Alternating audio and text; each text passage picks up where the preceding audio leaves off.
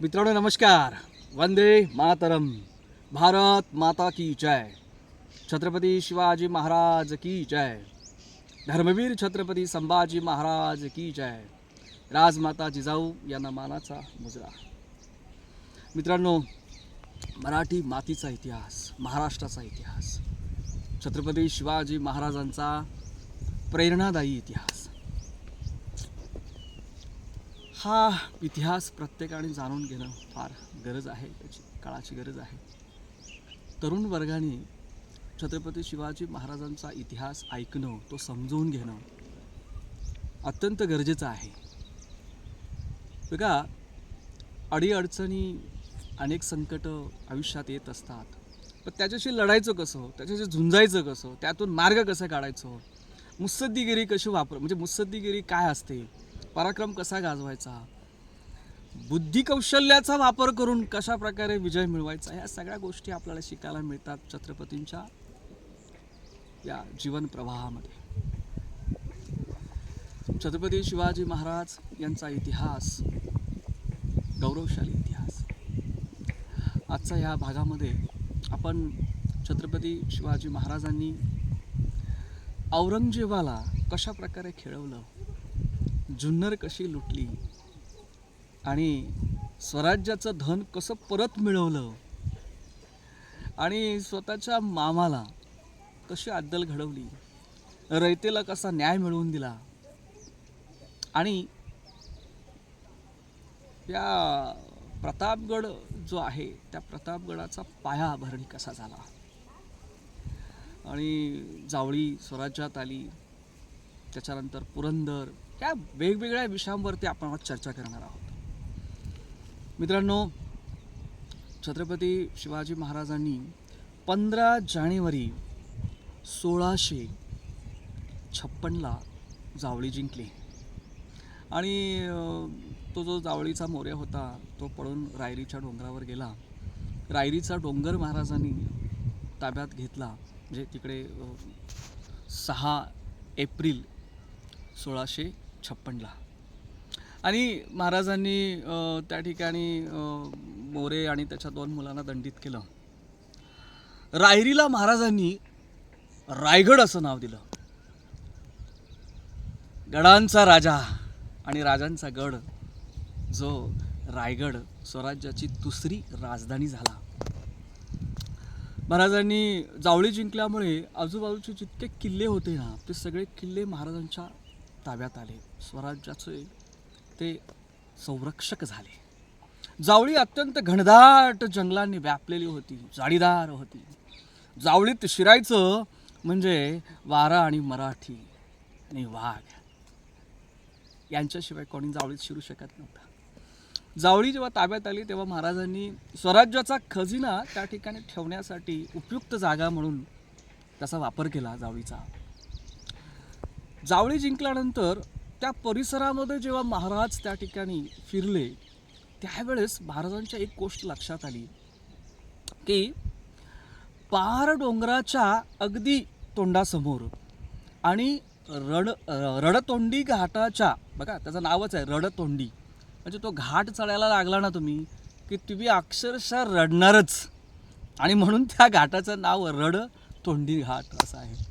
तर रडतोंडी घाटाच्या अगदी मुखासमोर, तोंडासमोर एक डोंगर होता, ज्याला भोरप्याचा डोंगर असं म्हटलं जातं.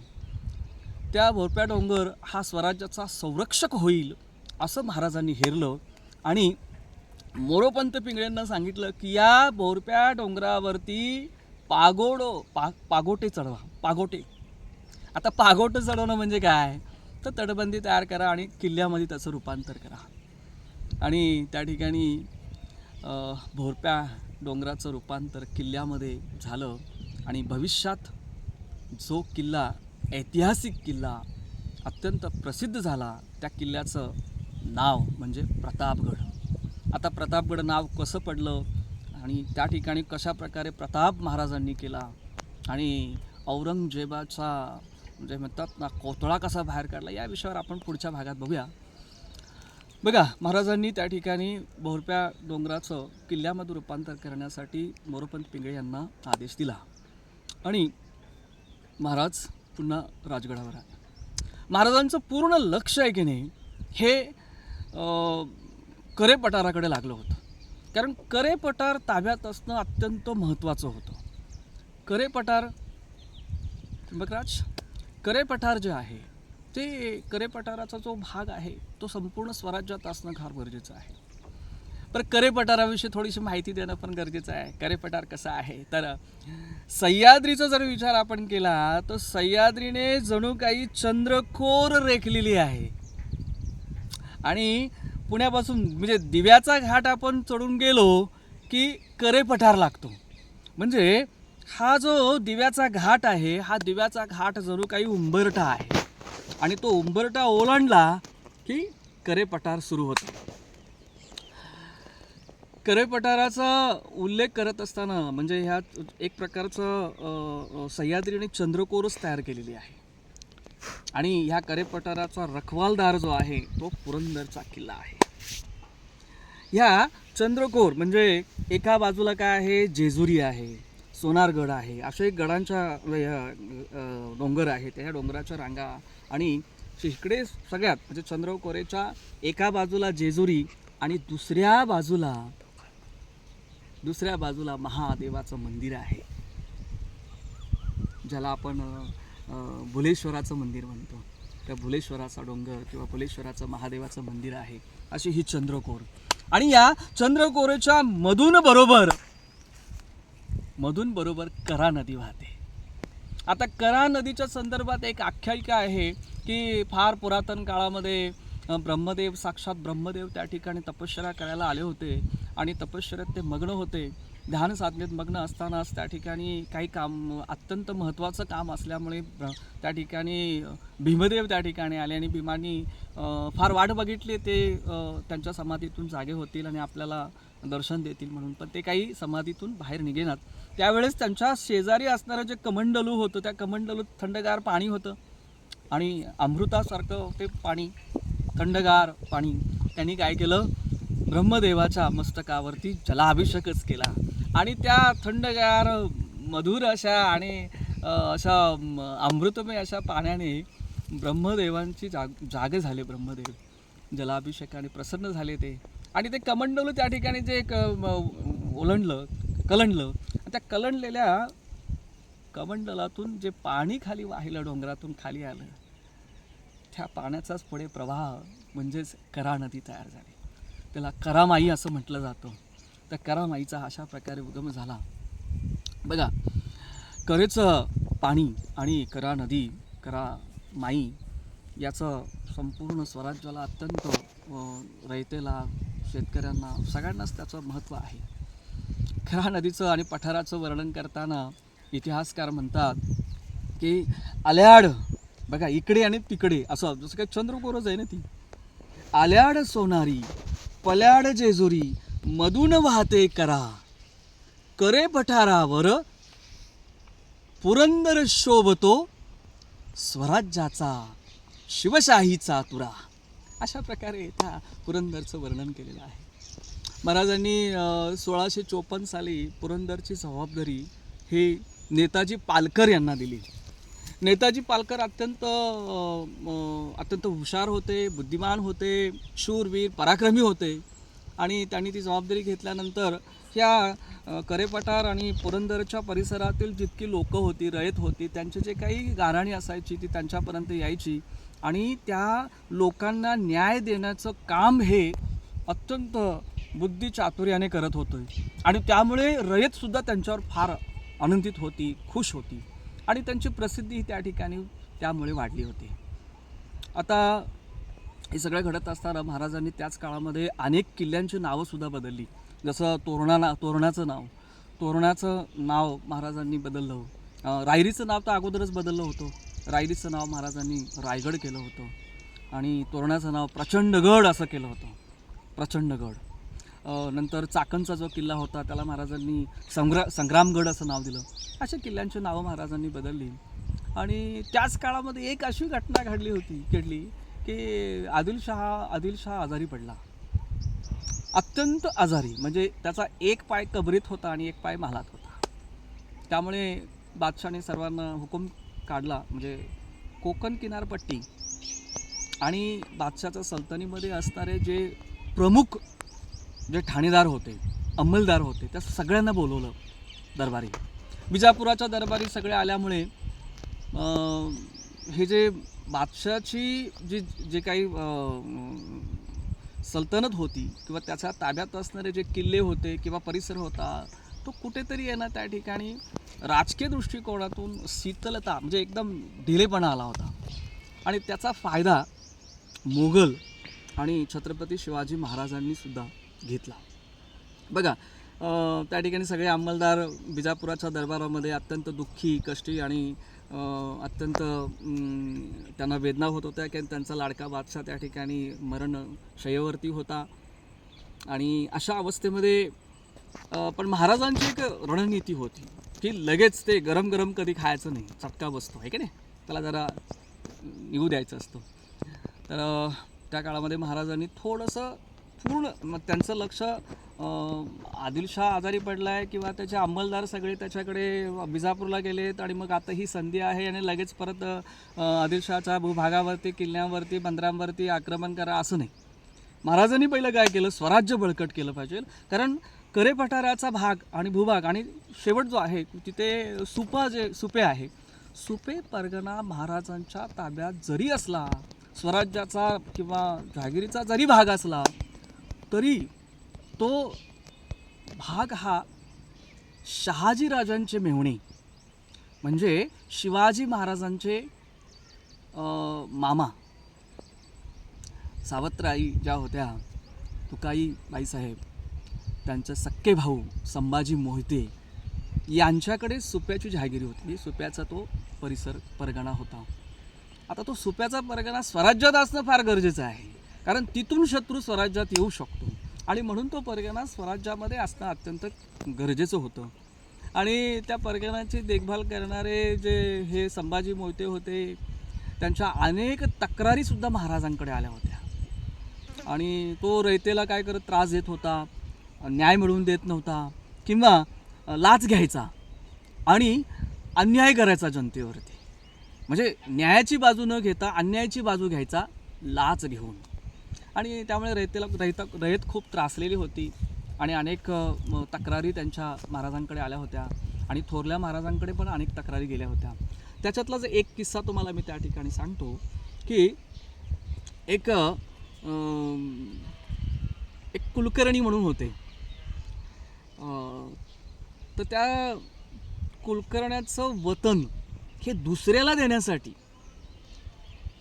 त्या संभाजी मोहितेंनी काय केलं, त्यांच्या दुसऱ्या व्यक्तीकडून काय घेतली, लाच घेतली आणि ह्या कुलकर्ण्याचं वतन हे तिमाजी खंडो कुलकर्णी म्हणून त्यांचं नाव आहे, त्यांचं वतन दुसऱ्याला देण्यासाठी त्या दुसऱ्याकडून त्यांनी लाच घेतली आणि ह्याला काय सांगितलं, तुम्ही वतन त्याला देऊन टाका.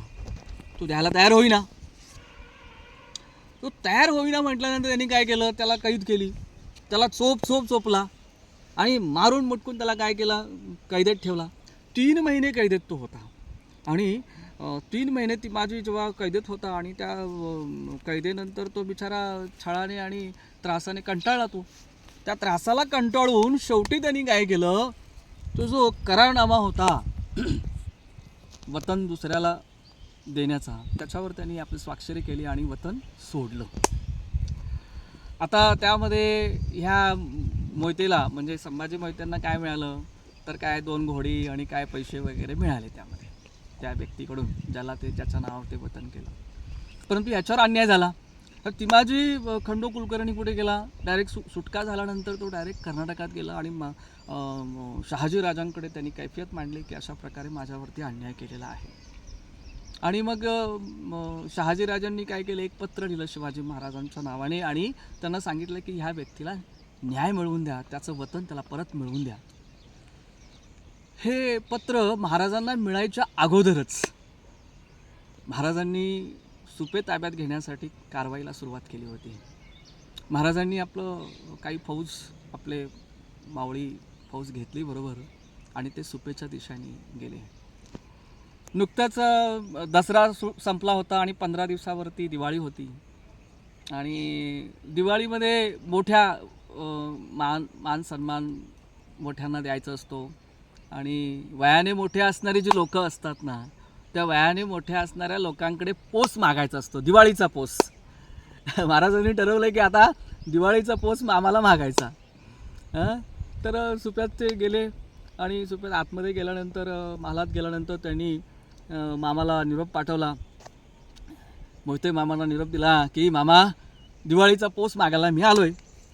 थोडा वेळ वाट बघितली, काही मोहिते मामा काही येईना. मग शेवटी सरळ महाराज काय केले, मोहिते मामाच्या महाली गेले आणि मामाला सरळ सांगितलं की मामा, स्वराज्यासाठी सुपे अत्यंत महत्त्वाचं ठिकाण आहे आणि म्हणून हा परगणा पूर्णपणे स्वराज्यात यायला हवा, तो स्वराज्याला देऊन टाका. असं बोलल्यानंतर महाराजांना, म्हणजे महाराजांचे शब्द ऐकल्यानंतर त्याला फार धक्काच बसला की हा पूर्ण परगणा मी द्यायचा म्हणजे नाही जमणार. ते त्यांनी नकार दिला.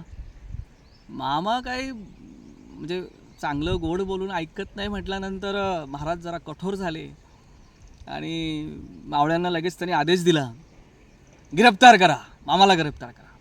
पण मामाला कैद करायला महाराजांनी आज्ञा दिल्यानंतर त्या मामापेक्षा मावळेच जास्त आश्चंबित झाले, आश्चर्यचकित झाले. परंतु न्यायाच्या बाबतीत महाराज फार अत्यंत कडक असत. अन्याय कुणावर होऊ देत नसत आणि अन्याय करणाऱ्या माणसाला सुद्धा एक संधी देत असत सुधारण्याची. मामा सुधारायला तयार नव्हते. मग ते महाराजांचं काय केलं, सगळ्या ती आपल्या पहारे चौक्या लावल्या, तो गडी ताब्यात घेतली. गडीतलं जे काही कापड चोपड महाराजांनी काय केलं, ह्या लोकांवर अन्याय करून जी काही धनसंपत्ती गोळा केली होती ती सगळी धनसंपत्ती, 300 पागेमध्ये त्याच्यात 300 घोडा होता, तो सगळा महाराजांनी काही ताब्यात घेतला आणि मामाला सांगितलं, मामा स्वराज्यात राहा, स्वराज्याची चाकरी करा. मामा काय तयार होईना. मग मामाला सांगितलं तुम्ही कर्नाटकाला जा. आणि महाराजांचा निरोप घेऊन ते मामा आपल्या कर्नाटकाला गेले आणि सुपे अशा प्रकारे स्वराज्यात आलं. आणि जेव्हा हा मामा मोहिते जेव्हा तिकडे पोचले तेव्हा मोठ्या महाराजांनी सुद्धा त्याची दखल नाही घेतली, कारण त्याच्याविषयी अनेक तक्रारी आल्या होत्या. बघा, त्याच काळामध्ये काय झालं की हा जो बादशाह होता ना, तो अत्यंत आजारी पडला, अत्यंत आजारी. आणि शेवटच्या म्हणजे मृत्यूच्या अगदी शेवटच्या घटकेत असताना तो आपल्या सरदारांना आणि अंमलदारांना काय म्हणाला, मी आता काही जगत नाही आणि मी जर जगलो असतो तर अल्लाची सेवा केली असती आणि कर्नाटक पूर्ण जिंकून घेतला असता आणि त्या ठिकाणी त्या ठिकाणी काय केला होता, कायदा कानून मी लागू केला असता.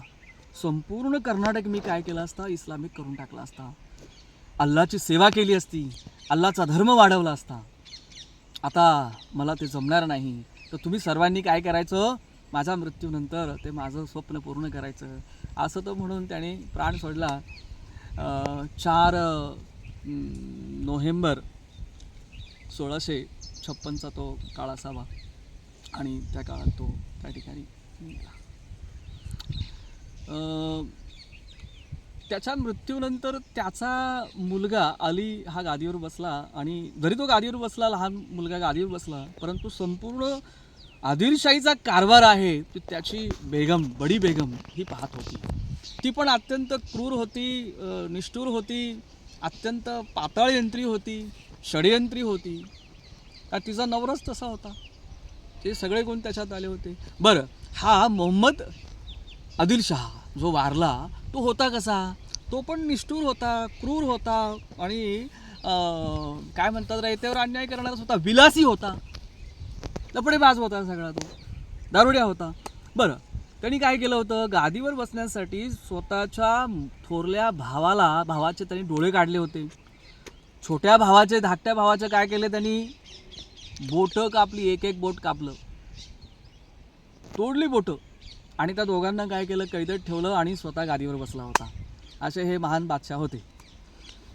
तर आता पूर्ण बादशाह वारल्यामुळे त्याची जी सल्तनत होती, जो प्रदेश होता, त्याच्यावरती महत्त्वाकांक्षी जो औरंगजेब होता, हा औरंगजेब त्या काळामध्ये मुघलांचा दक्षिणेतील सुभेदार होता. दक्षिणेतील संपूर्ण सुभेदारी हे औरंगजेबाकडे होती आणि तो अत्यंत महत्त्वाकांक्षी होता. त्याने लगेचच काय केलं, तो बिदरचा जो किल्ला आहे आदिलशहाचा त्याला वेढा घातला आणि तो जिंकण्यासाठी तो प्रयत्न करू लागला आणि आदिलशहाचा बराचसा भूभाग त्याने जिंकून घेतला. त्याचवेळी महाराजांनी काय केलं, महाराजांनी जे रघुनाथ पंत आहेत त्या रघुनाथ पंत, बल्लाळ, अत्रे यांच्याकडे फौज दिली आणि त्यांना कोकणात पाठवलं. कोकणातील सगळे किल्ले झपाझप पटपट लगेच झटपट आहे ना ह्या रघुनाथ पंतांनी काय केलं ते ताब्यात घेतले आणि महत्त्वाचं म्हणजे दाभोळचं जे बंदर होतं ते बंदर ताब्यात घेतलं. आता आदिलशहाचा भूभाग जिंकला, प्रदेश जिंकला, किल्ले जिंकले, ठाणे जिंकले आणि दाभोळ बंदर जिंकलं. आता एका वेळी एकाच शत्रूला अंगावर घ्यायचं असतं, झुंजायचं, पण झुंजताना काय करायचं, एका वेळी एक शत्रू अंगावर घेतला तर ते सोपं असतं आणि सुरक्षित असतं. महाराजांनी काय केलं, आता आदिलशहाची दौलत ताब्यात घेतली किंवा ती कब्जात घेतली आणि त्याच वेळेला औरंगजेब म्हणजे मोगलांना खुश करायचं ठरवलं. बघा याच्यामागे बुद्धी चातुर्य किंवा मुत्सद्देगिरी काय असते ते तुमच्या लक्षात येईल. महाराजांनी आपला एक वकील, त्या वकिलांना काय केलं, अत्यंत मुत्सदी, अत्यंत वयस्कर आणि अत्यंत अनुभवी सोनोपंत डबीर, ह्या सोनोपंत डबीरांना त्यांनी काय केलं, औरंगजेबाकडे पाठवलं. बरं कशासाठी पाठवलं, तर दाभोळचं बंदर आणि जे ठाणे जिंकले होते ते ठाणे ताब्यात घेतले होते, तिथले किल्ले ताब्यात घेतले होते, त्याला मान्यता मुघलांनी द्यावी, मुघल बादशाहांनी द्यावी. म्हणजे प्रदेश कोणाचा जिंकला, आदिलशहाचा, त्याला मान्यता कोणी द्यावी, मुघलांनी द्यावी. म्हणजे बघा दोन्ही बाजूंनी व्यवस्थित सुरक्षित सेफ गेम ज्याला म्हणतो आपण. तर अशा प्रकारे ते गेले.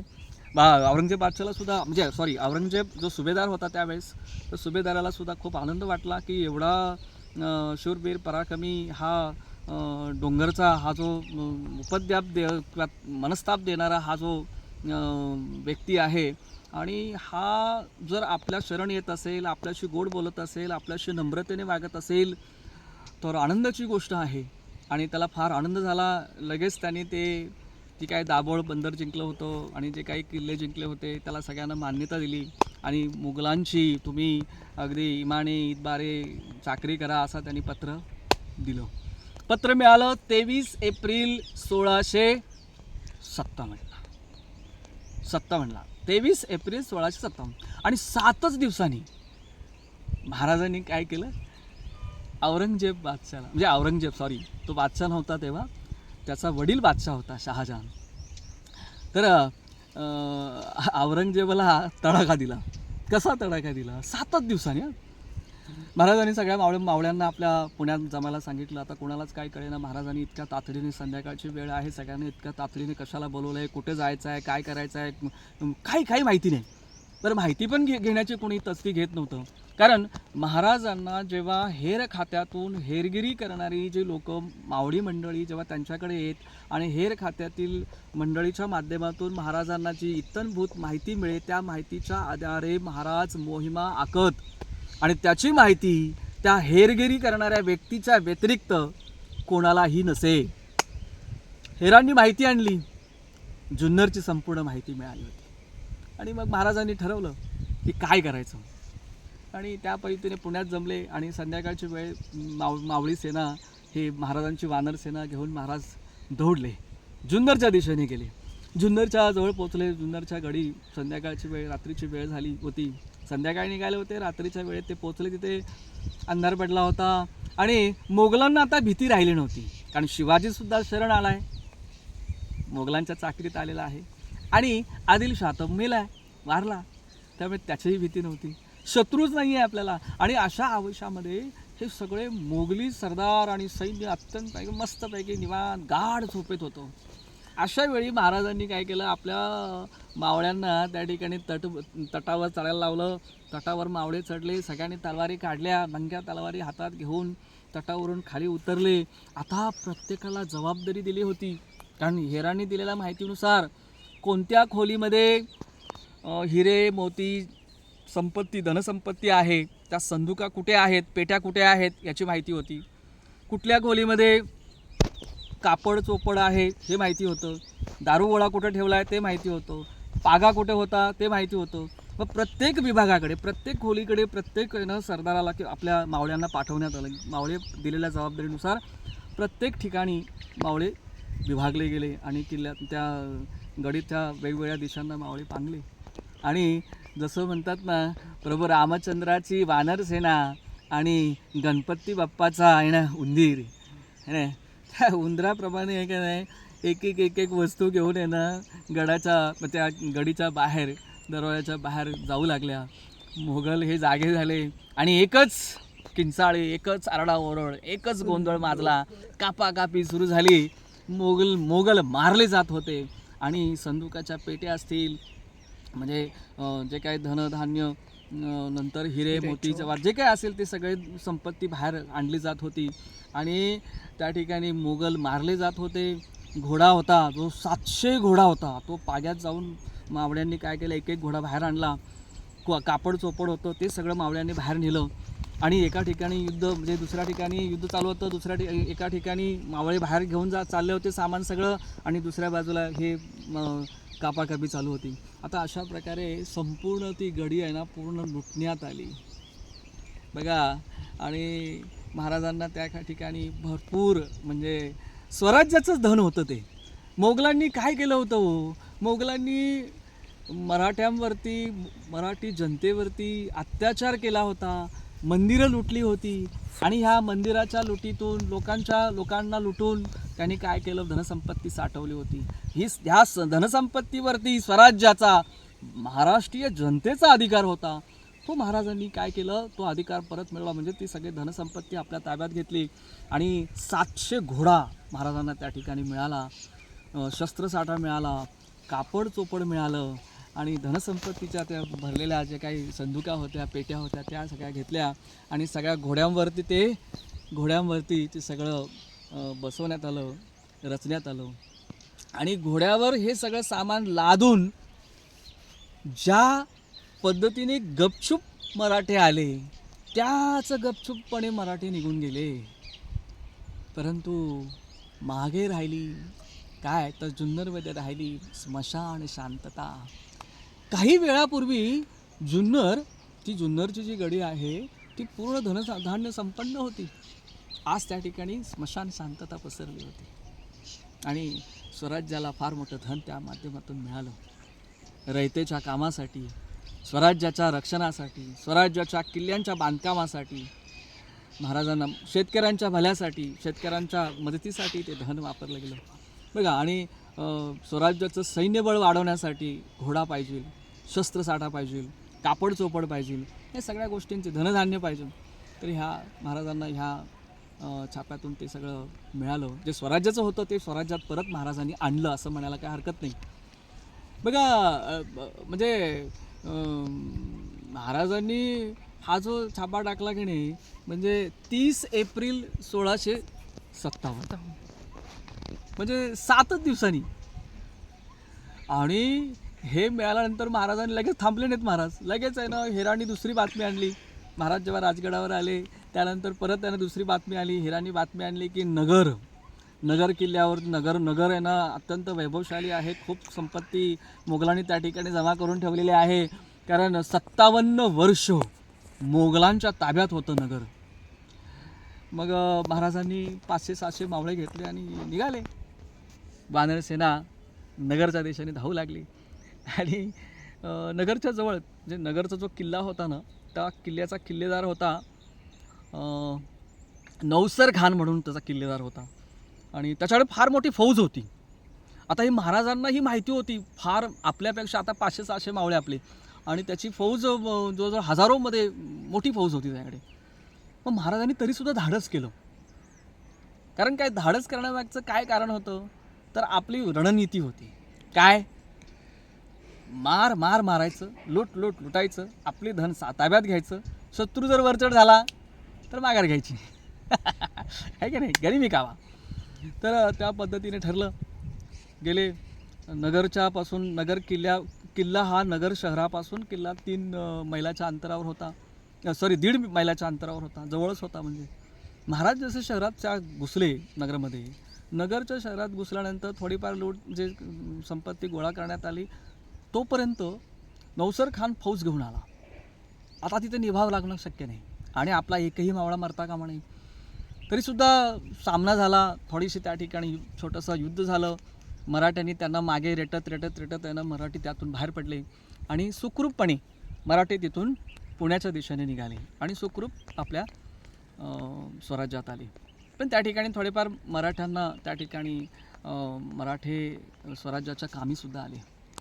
आता नगर आणि जुन्नर महाराजांनी छापा घातला त्याच्यावरती आणि ते बेचिराग केलेलं आहे किंवा ते लूट केलेली आहे. ही बातमी जेव्हा औरंगजेब बादशाहला कळाली तेव्हा तो औरंगजेब बादशाह इतका संतापला होता, इतका चिडला होता की त्यांनी लगेच आपल्या सरदारांना सांगितलं, आत्ताच्या आत्ता तुम्ही काय करा, जुन्नरच्या रक्षणासाठी जावा. जुन्नरची सगळी सीमा आहे, आपली जी मोगली सीमा आहे त्या सीमेचं संरक्षण करण्यासाठीच्या आत्ताच्या आत्ता निघा आणि तिथे शिवाजी महाराजांचा एकही मावळा जो काही सैनिक आहे तो जिवंत राहता कामा नये. महाराजांची शिवाजीची जी हे आहे पुणे वगैरे सुपे जी काही जो जहागिरी आहे ती सगळी बेचिराग करून टाका आणि संपूर्ण सैन्य त्या ठिकाणी काय करा, त्यांच्या कत्तल करा, सगळ्यांची मुंडकी छाटून टाका. आणि अशा प्रकारे त्या ठिकाणी बादशाने त्या ठिकाणी म्हणजे औरंगजेबाने त्या ठिकाणी काय केला की एक प्रकारचा आदेश त्या ठिकाणी दिला. आणि आता महाराजांना माहिती होतं की जर आपण या ठिकाणी बादशाची खोड करतोय, बादशाह नाही, औरंगजेब आणि औरंगजेबाने आपल्याला पत्र दिलं होतं की सगळ्या मान्यता दिली होती काही किल्ल्यांना आणि त्या बंदराला. परंतु आता आपण काय करत आहोत, जुन्नर आणि त्याचं जे काही नगर आपण लुटलं आहे त्याच्यामध्ये तो काय होणार आहे, तो रागवणार आहे हे महाराजांना माहिती होतं. आता एखाद्या राक्षसाच्या कानात किंवा नाकात जर आपण काडी घातली तर तो रागाने काय होतो, झोपलेला होता तो, आणि आपण त्याच्या नाकात काडी घातल्यामुळे तो जागा झाला. आता राक्षस आहे तो, तर आपल्याला खाऊनच टाकणार, याची कल्पना महाराजांना होती. आणि म्हणूनच महाराजांनी लगेच काय केलं होतं, त्याच्या म्हणजे या मोहिमेला म्हणजे जुन्नरकडे जाताना, नगरकडे जातानाच महाराजांनी काय केलं होतं, आपला एक वकील आहे ना, अत्यंत बिलंदर, अत्यंत हुशार, अत्यंत विद्वान आणि अत्यंत चतुर आपला रघुनाथ पंत कोरडे नावाचे वकील महाराजांनी औरंगजेबाकडे पाठवला होता. आणि त्या वकील जेव्हा औरंगजेबाजवळ पोचला आणि औरंगजेबाजवळ पोचल्यानंतर वकिलांनी काय महाराजांचे संपूर्ण गाराणं त्या ठिकाणी गायलं. अत्यंत दीनहीन आणि असा दुबळा अशक्त, अत्यंत असं हात जोडून तो वकील त्या औरंगजेबासमोर उभा राहिला. म्हणाला की शिवाजी महाराजांना खूप दुःख होत आहे, तुमचे ऐकणे त्या ठिकाणी छापेट जुन्नर आणि नगरवरती त्या ठिकाणी जे काही आक्रमण झालं नाही, आमच्याकडून चूक झाली, आम्ही ही चूक पुन्हा कधी करणार नाही असं शिवाजी महाराज म्हणत आहेत. त्यांना एक वेळ माफ करा, ते पुन्हा कधीही काही अशा प्रकारे कोणत्याही प्रकारचा तुमच्या मोगली साम्राज्यावरती हल्ला करणार नाहीत. अशा प्रकारे ते गाणं त्या ठिकाणी त्यांनी गायलं. आणि ते गाणं गायल्यामुळे औरंगजेब बादशाह नव्हता, तो सुभेदार होता भविष्याचा बादशाह. व्हॉट्स हॅपन. तर तो औरंगजेब शेवटी औरंगजेब काय झाला, त्यांनी मान्यता दिली, चला नाही, त्यांनी पत्र दिलं शिवाजी महाराजांच्या छत्रपती शिवाजी महाराजांच्या नावाने, आणि तुम्ही इमानी इतबारे काय करा, मोगलांची चाकरी करा, पुन्हा अशा प्रकारे गुस्ताखी करू नका वगैरे. बरं, आता यांनी औरंगजेबाने महाराजांना माफीचं पत्र का दिलं, कारण जुन्नर लुटलं होतं तरीसुद्धा माफीचं पत्र. त्याच्या मागचं एक कारण असं होतं की त्याचा बाप आजारी होता, म्हणजे शहाजहान जो आहे तो शहाजहान बादशाह अत्यंत आजारी होता, तो मरणाच्या दारावरच होता.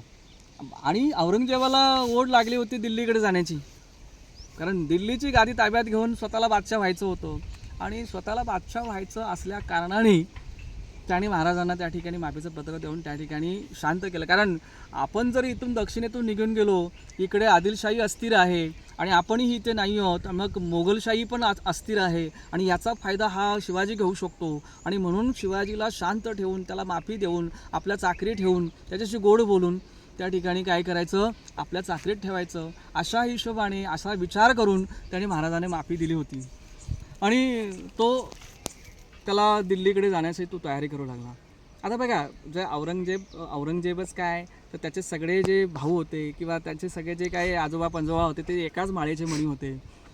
जेव्हा प्रत्येक शहाजाद्याला असे वाटत असेल की आपला बाप हा काय आहे, मोगल सल्तनतचा बादशाह आहे, मुघलांचा बादशाह आहे, तो बादशाह लवकरात लवकर मरावा अशी ते प्रार्थना अल्लाकडे करत असत. आणि अल्लाने जर त्यांची प्रार्थना जर उशिरा मांडली किंवा लवकर ऐकली नाही, तर ते अल्लावर सुद्धा रागवत किंवा रुसत, असे हे शहजादे होते. बघा, अकबराच्या विरोधात बंड केलं त्याच्या मुलाने, जहांगीरने, सलीमने. नंतर या जहांगीरच्या विरोधात बंड केलं शहाजहानने. शहाजहानच्या विरोधात बंड केलं औरंगजेबाने तर शहाजहानला जिवंतपणे जेलमध्ये टाकलं है ना. आणि त्याला अक्षरशः अन्न पाणी पण वेळेत देत नसे. उन्हाचे दिवस सुरू झाले तर तो म्हणत असे की मला पाणी वाढव, ऊन जास्त झालं आहे, पाणी मला वाढव. तर तो पाणीसुद्धा त्याला जास्त देत नसे, मोजकंच पाणी देत असे.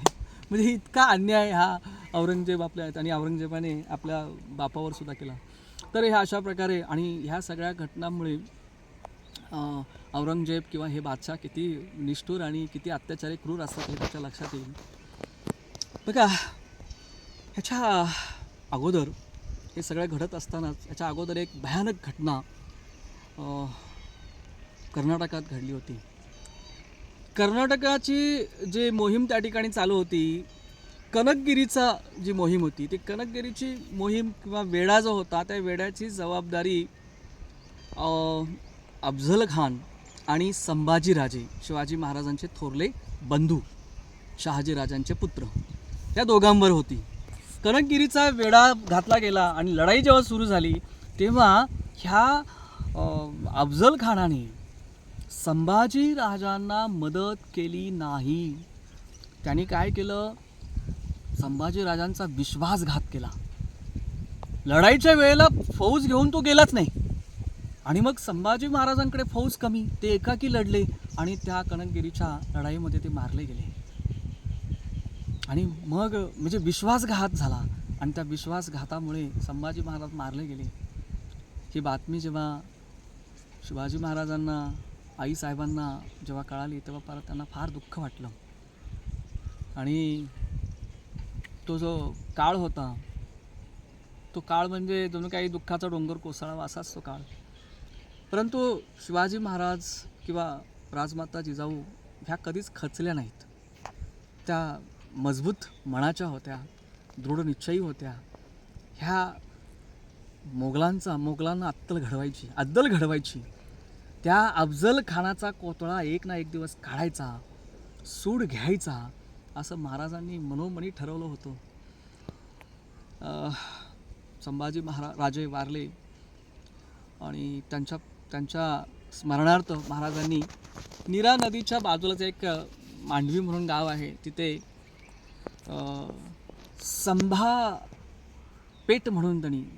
संभापेठ म्हणून त्या ठिकाणी त्यांनी काय केलं, स्थापना केली त्यांच्या स्मरणार्थ. आणि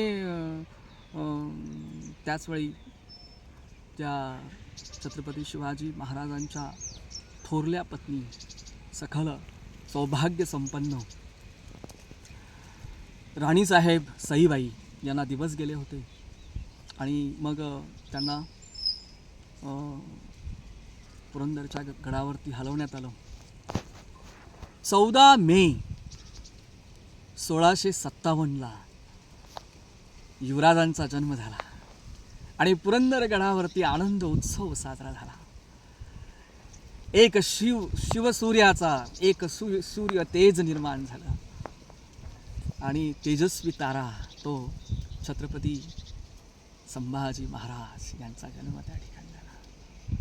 बघा, संभाजी महाराज हे त्यांचे काका संभाजीराजे जे कनकगिरीच्या युद्धात मारले गेले, त्यांच्या मृत्यूनंतर यांचा जन्म झाला. आणि म्हणून आहे ना, शिवाजी महाराज असतील, सईबाई असतील किंवा राजमाता जिजाऊ असतील, यांना असं वाटलं की साक्षात काय आहे, जिजाबाईंना वाटलं की आपला मुलगाच परत आला, शिवाजी महाराजांना वाटलं की आपला थोरला भाऊ परत आला आहे. आणि म्हणून त्या युवराजांचं नाव संभाजी ठेवण्यात आलं, संभाजीराजे ठेवण्यात आलं.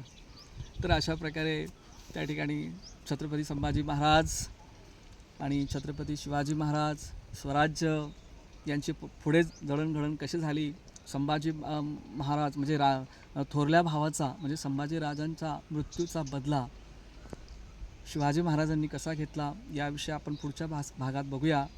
हा औरंगजेब जो दक्षिणेचा ठाणेदार होता, दक्षिण भाग त्याच्याकडे होता, तो दिल्लीच्या दिशेने धावत होता आणि छत्रपती शिवाजी महाराज आपलं स्वराज्य पुन्हा बळकट करण्यासाठी, वाढवण्यासाठी प्रयत्न करत होते. तर त्या विषयावर आपण पुढच्या भागात बघूया. थांबूया. जय हिंद, जय महाराष्ट्र, जय हिंदुस्तान.